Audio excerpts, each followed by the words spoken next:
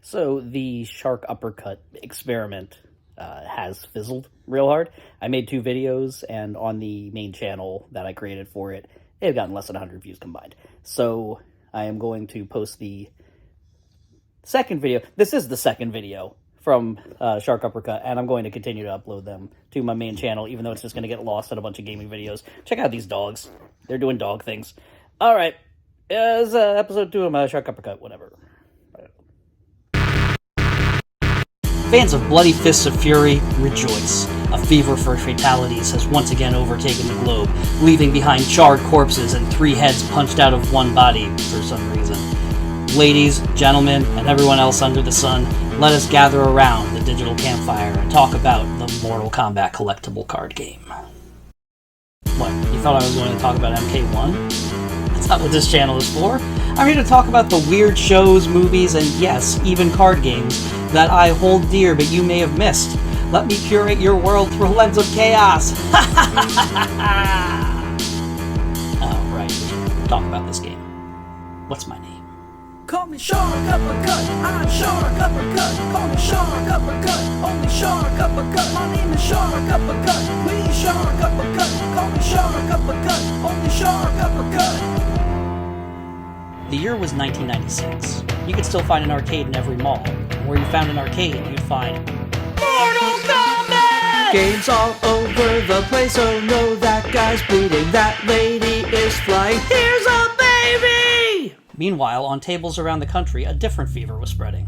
Magic the Gathering has proven that people are willing to spend way too much money to buy pieces of cardboard so they can have a new and unique gaming experience with their friends. Well, it was unique until everyone and their mother jumped on the bandwagon. I mean, if kids will spend a whole week of lunch money on generic fantasy cards, surely they'd lose their hot shits over being Darth Vader, or Spider-Man, or a building from SimCity?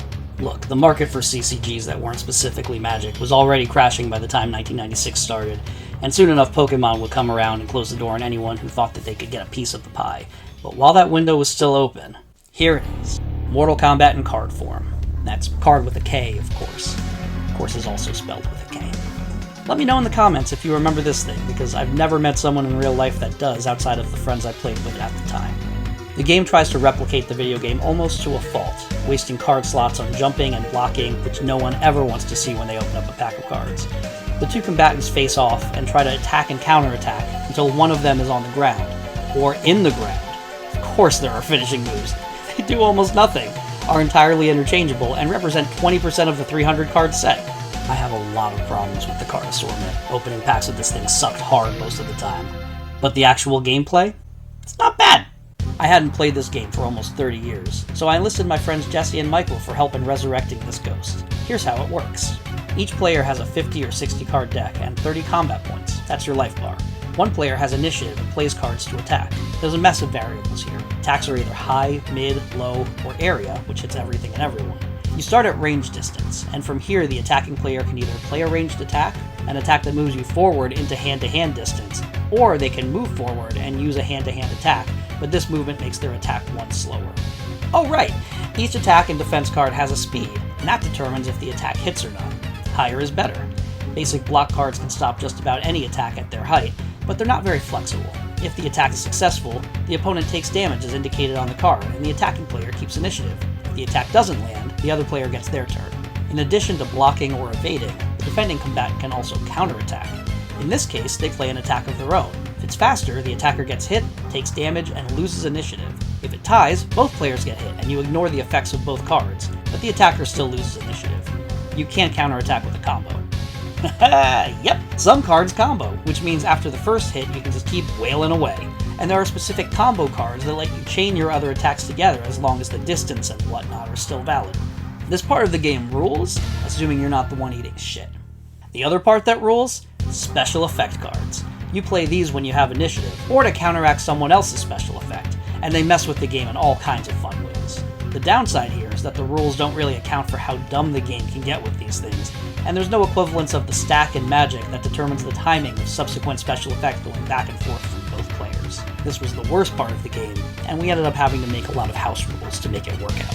Sounds like you'll be running out of cards all the time, right? That's the beauty of this game. It's common in collectible card games for card draw to be insanely valuable, but Mortal Kombat is designed to be fast and wasteful. Each player starts with 9 cards, and after each attack, both players have the option to discard up to 2 cards, and then they draw back up to 9. This is necessary to keep the game flowing because almost everything you do requires you to use a card. There's an optional rule to use the decks as a timer, and a round is over when any combatant draws their last card. Otherwise, you reshuffle and keep it going until somebody's dead, baby! First to win 2 rounds wins the game. One of the unique draws to the card game is that you're not limited to one-on-one fights. There's a messy but fun brawl mode that lets you play with up to 4 people, where area attacks become OP, and sometimes the best option is getting kicked in the jaw now so you can attack someone else later in the turn. A great novelty of playing this game in 1996 was that it included the bosses and hidden characters from the first 2 games, which meant having to make up finishing moves and some entire movesets from scratch. Whoa, here comes Noob Saibot's floating fist attack! Smoke has an anti-air spear! Here's a Goro patty cake friendship that would have been awesome in a real game. I don't even know what this dork is doing here! But yeah, playing as Shao Kahn or Noob Saibot felt unbelievably cool. This game came out after Mortal Kombat 3 hit arcades, but only focuses on the first 2 games, both to keep the set small, and so they can get that sweet expansion money. They did not get the sweet expansion money. That means no Ermac, no Motaro, and God help us all, no striker cards were ever printed. That's basically it. But I wanted to take a moment to showcase a bit of the awesome art.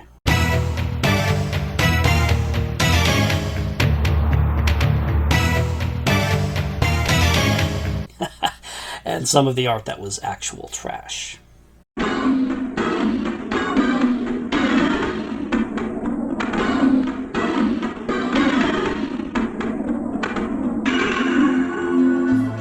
was something in the air that night. The stars were bright for Jando. There are definitely some things I didn't cover. Attacks that happen at close quarters distance, falling and turning around slowing your speed, being able to pass, probably a few more.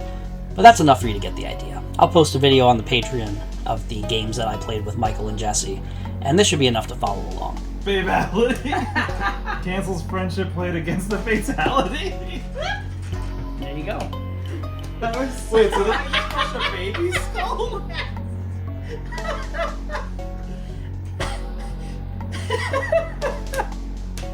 Jax is a monster! I don't know if there's a way to play this game in the 2020s without breaking the bank on eBay, but if you can find some cards on the cheap, it's good for an afternoon of funky nostalgia. And now, a word from the sponsor of this video. Me. No one's giving me money for this, are you kidding? Did you know you could write a story with public domain characters? I'm looking for Bigfoot, and I... What? Did you know literally anyone can write literally anything about them? You can't use that word, that's our word. Play God with their fates? My name is Cheryl, and I'm a pretty damn good detective. Yeah, you can. And you will be my slave as I steal your essence and take over the world! Listen, I'm just gonna beat you up. And I have.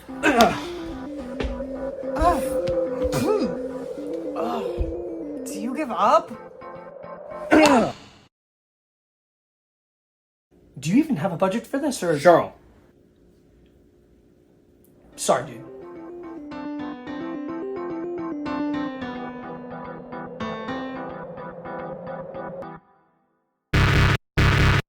Thank you for joining me to talk about something random that I loved and you may have never heard about. Please consider liking the video if you liked the video, and subscribing if you want more hidden gems all up in your eye holes. Hit the bell if you're nasty. There's a Patreon in the description, and if you join, I'll have to start adding the content, I promise. That would be cool. I've got a bunch of cool video ideas in the fire, so I hope the next time you see one pop up, you'll give it a click. Until next time, fuck R. Kelly.